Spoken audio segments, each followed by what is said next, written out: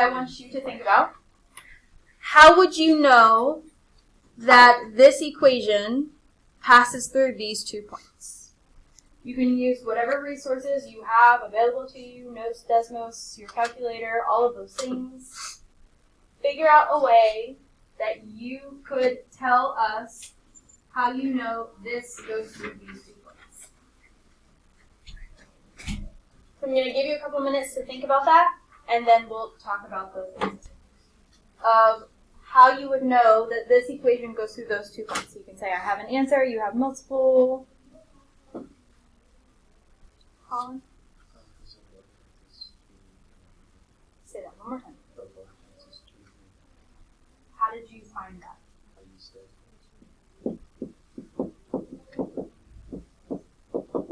You said you used Desmos, so let me pull that up. Oh, I went to the next one. So what did you type in?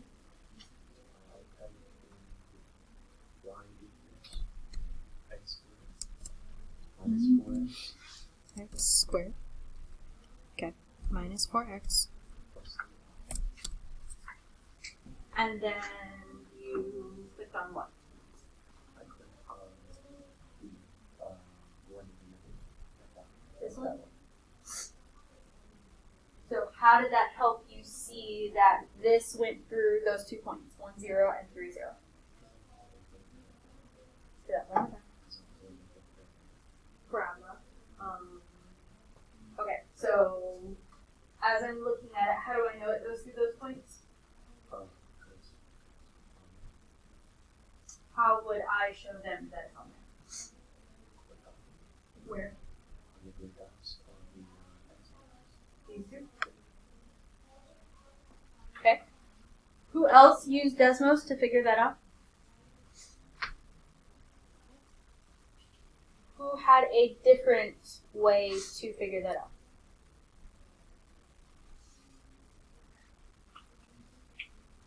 Aaron?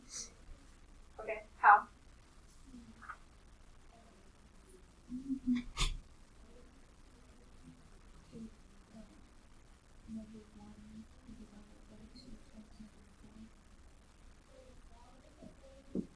No, sorry. Negative 4 over 2 times.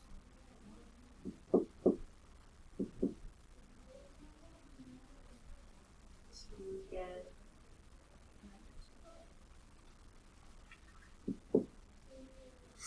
see, this is similar but different. What would make it positive? Got it. So this should be like this. So this should be positive here. Okay.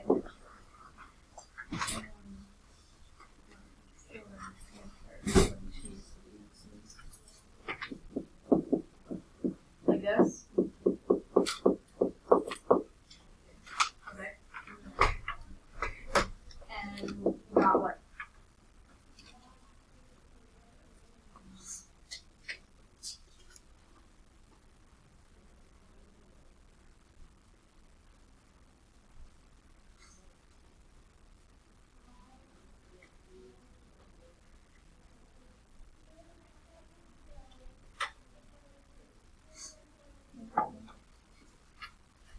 So then, how did this help you see that this equation would pass through those 2 points? How did doing this help you see that this goes through these 2 points?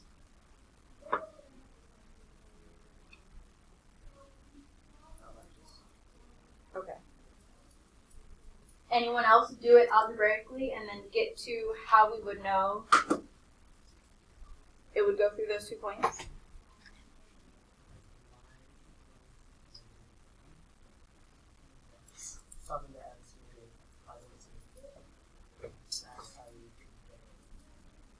So I see that, but it's not connecting. How does that correlate to this?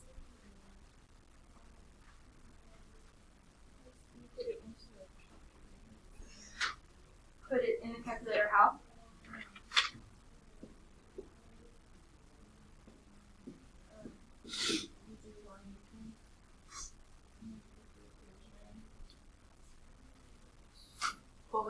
x squared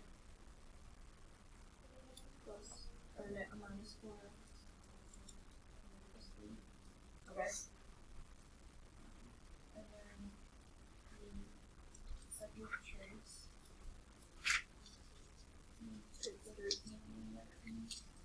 Was it a minimum or a maximum?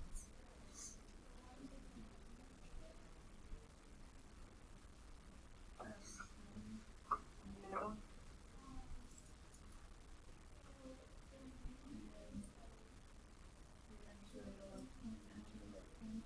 Okay, what would those be?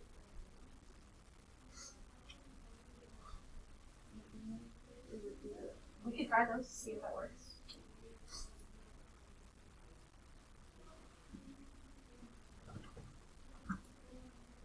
Okay.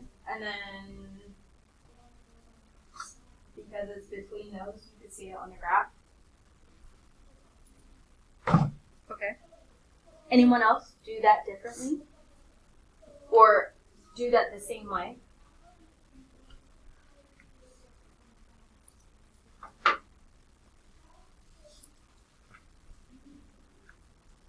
Anyone else do it a different way? Algebraically, look at the graph, look on Desmos.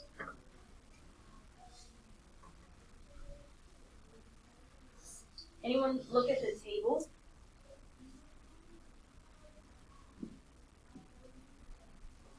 That would have also told you. It goes through those 2 points. Because your vertex is in the middle. For those of you who found your vertex, either algebraically or graphically, remember that your vertex lies on your axis of symmetry, which splits your parabola in half. So if it splits it directly in half, and I think this is what Elijah was trying to get to, these numbers are directly in between these. 2 is in between 1 and 3. -1 is in between or near 0. So it would be in between those. Some other ways you may have thought of, maybe, maybe not. These are x and y values. You could have put these in and saw if they equaled each other, and they should have. Something else you may not have thought of is we did just finish factoring. You could have seen, could we factor this?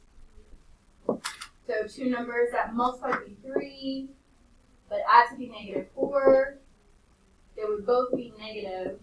And we haven't talked about how we make those into zeros or solutions yet, but that's what we'll be talking about next week. But this would be on the right track. Okay. So that was our warm-up exercise for today. Today is your flex day. So those of you who need to finish your tests are going to be doing that. If you need to review / look over your notes / study, you can do that. I would not use too much time to do that because today's your last flex day until the 14th, and you have to have this finished by the morning of the 20th. So if you need to review or look over your notes, do that. Don't take too long to do that.